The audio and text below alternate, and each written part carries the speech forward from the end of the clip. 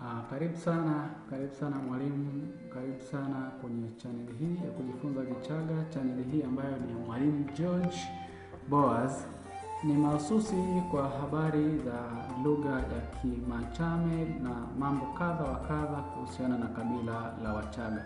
Basi nikuombe, kama haujasubscribe, fanya hivyo kwa kugusa neno lililoandikwa subscribe.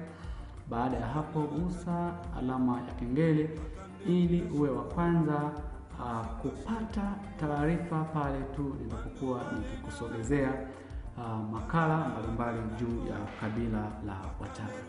Basi bana, leo bila kupoteza muda ni yaliyomo au mambo ambayo tutajifunza leo ni majina ya wanyama wanaopatikana nyumbani.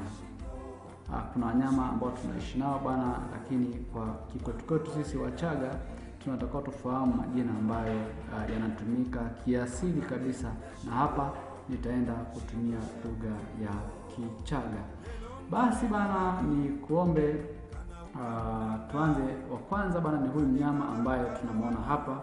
Huyu mnyama bana anaitwa mbwa kwa lugha ya Kiswahili, lakini bana kwa lugha ya Kimachame au Kichaga anaitwa ikite.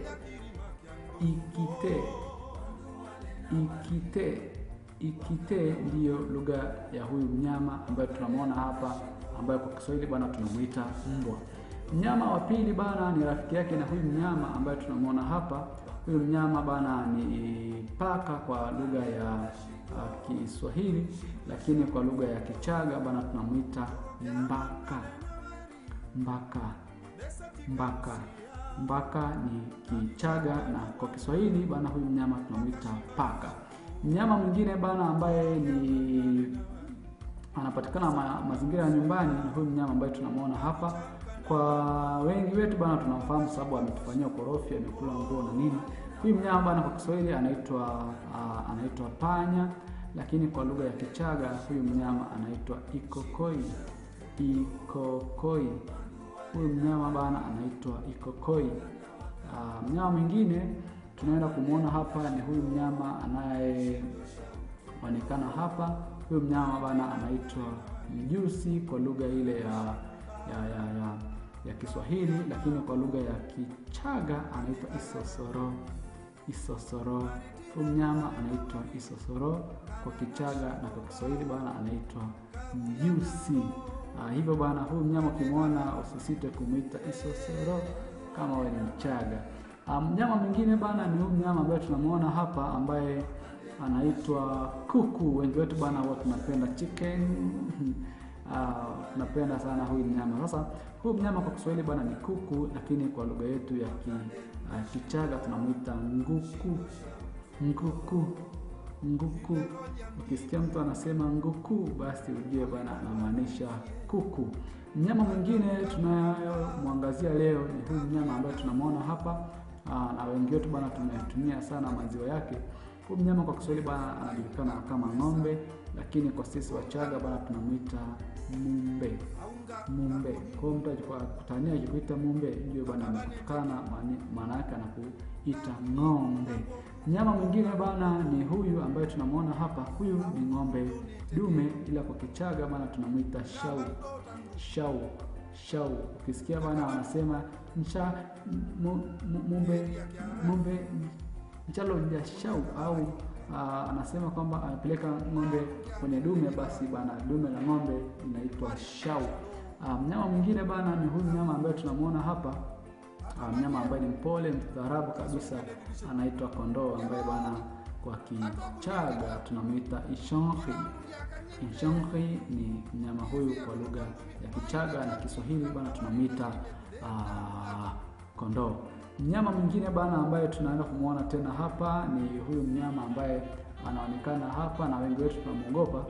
Kwa lugha ya Kichaga tunamuita kinyonga, ila kwa lugha ya Kiswahili ni kinyonga, ila kwa Kichaga bana anaitwa kiafuye. Kwa Kichaga ni kiafuye, ila kwa Kiswahili bana anaitwa kinyonga. Mnyama mwingine tunaenda kumwangalia bana ni huyu mnyama ambaye wengi wetu bana tunamfahamu kwa sababu huyu mnyama amekuwa tuseme huyu mnyama Aka kamnyama bana, aka kametusumbua sana, na aka kamnyama kamekuwa kikifananishwa sana na imani za kishirikina. Na kwa sasa hivi bana, kwa sisi ambao tunaendaga nyumbani, huyu mnyama bana amekuwa adimu. Ni mojawapo wa mnyama ambaye kwa sasa hivi ni kama anatoweka. Huyu mnyama bana kwa Kiswahili tunamuita komba, ila kwa Kichaga cha Kimachame tunamuita ngayaya. Ngayaya. Sasa tuende, nikimaliza hapa bana nitakupa historia kadogo kwa huyu mnyama kwa nyinyi ambao ni genzi mliokulia miji ya watu. Sasa huyu mnyama bana ni mnyama ambaye pia alikuwa anapatikana maeneo ya nyumbani, na mnyama mwingine bana tunayemwangazia ni huyu mnyama ambaye tunamuona hapa, ambaye huyu mnyama bana kwa Kiswahili anaitwa konokono, ila kwa Kichaga cha Machame tunamuita ikohu. Ikohu ambaye kwamba bana una mikono ya ikohu, maana yake una mikono fulani hivi ambayo ni mlegevu.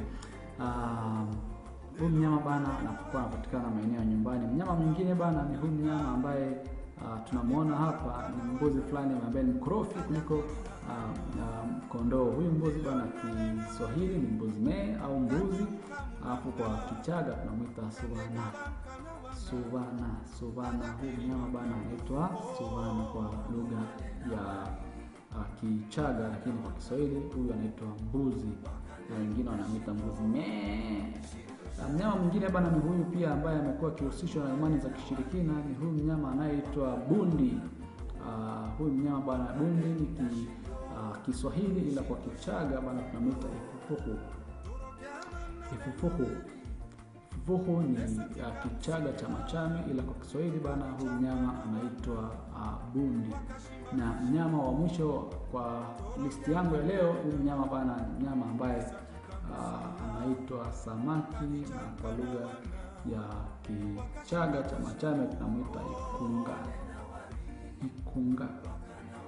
Ikunga maana yake ni mmoja, watu wengi basi unaweza kusema makunga.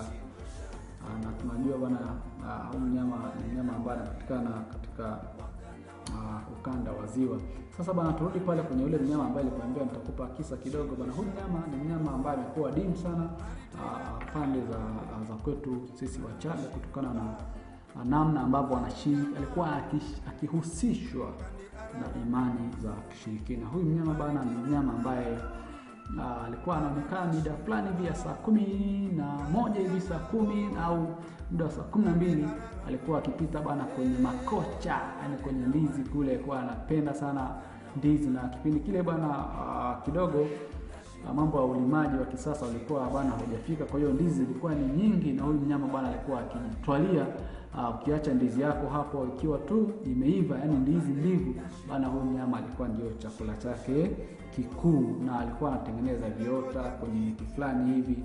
Na huyu mnyama bana tulikuwa tukimsikia hata kwenye nyumba, alikuwa anakimbia basi ukisikia huyu mnyama ameanza kukimbia kwenye bati la nyumba yako, basi ndio pale namkumbuka Mwenyezi Mungu, na dua na sala zinakuwa ni nyingi sana usiku huo kuliko siku ambazo huyu mnyama bana hajakanyaga katika bati au katika paa lako. Lakini mara nyingine huyu mnyama bana alikuwa akionekana katika zizi la ng'ombe. Sina tafiti sahihi, huenda labda ni kwa ajili ya kunywa maziwa au kunyonya maziwa ya ng'ombe au kwa namna gani, lakini bana ilikuwa tu akikutwa kwenye zizi au kwenye banda la ng'ombe, basi ama zake ama za mfugaji. Ndivyo ilivyokuwa wakati huu, kutokana na namna ambavyo huyu bana ngayaya alikuwa akihisishwa na matukio ya kishirikina.